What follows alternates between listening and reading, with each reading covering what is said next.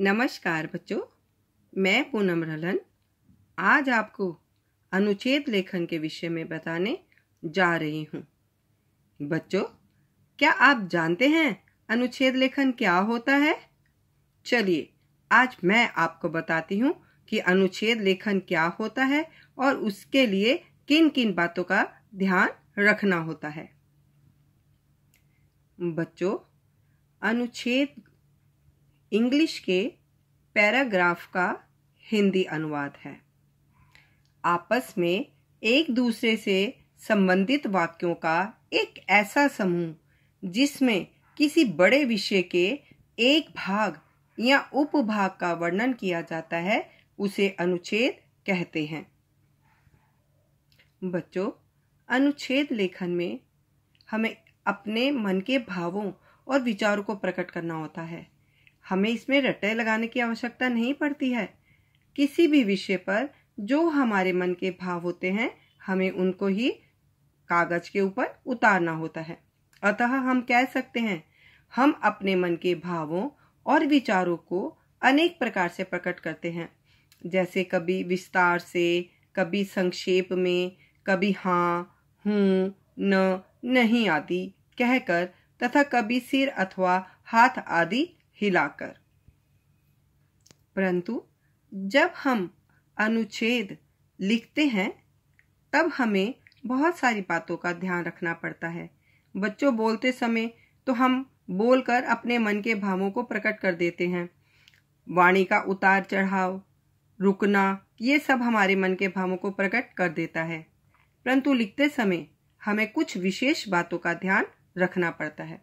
अतः आइए हम समझें कि अनुच्छेद लिखते समय ध्यान रखने योग्य बातें कौन सी हैं।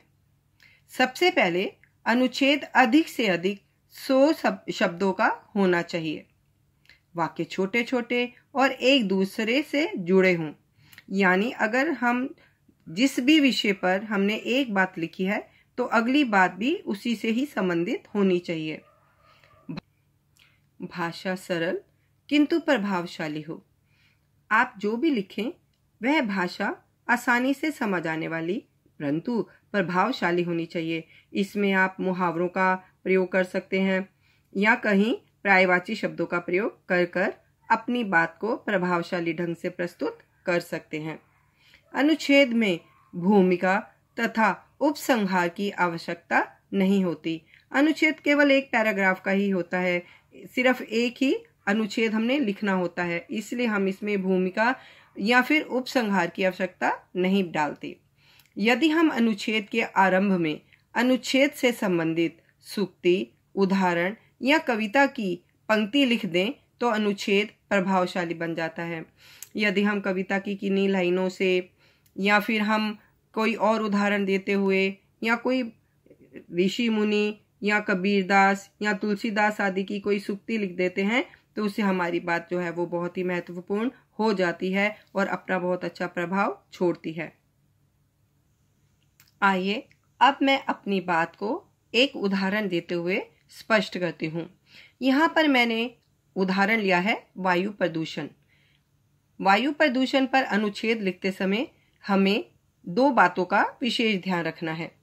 एक तो वायु का हमारे जीवन में महत्व क्या है और दूसरा वायु प्रदूषण के कारण क्या है एवं उसके दुष्परिणाम क्या होते हैं।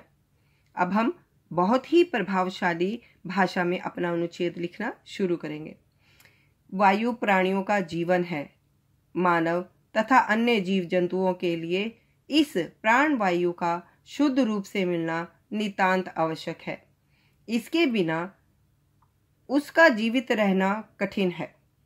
वायु प्रदूषण विशेषता भूपटलीय तोड़फोड़, ज्वालामुखी के विस्फोट, लकड़ी, कोयले और खनिज तेल के जलने, औद्योगिक संस्थानों से निकलने वाली सल्फर डाइऑक्साइड आदि गैसों के कारण होता है।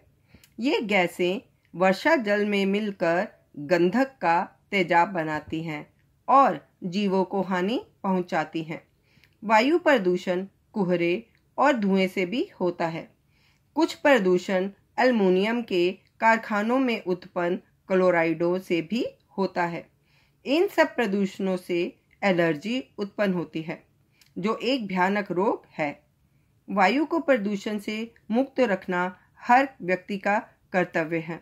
तो इस प्रकार आपने देखा कितने ही कम शब्दों में हमने अपनी बात को कितने अच्छे ढंग से प्रस्तुत कर दिया है। इसमें कुछ शब्द ऐसे हैं जो आपने शायद पहली बार ही सुने होंगे, लेकिन अनुच्छेद लिखते समय हमें साहित्यिक भाषा का विशेष ध्यान रखना चाहिए।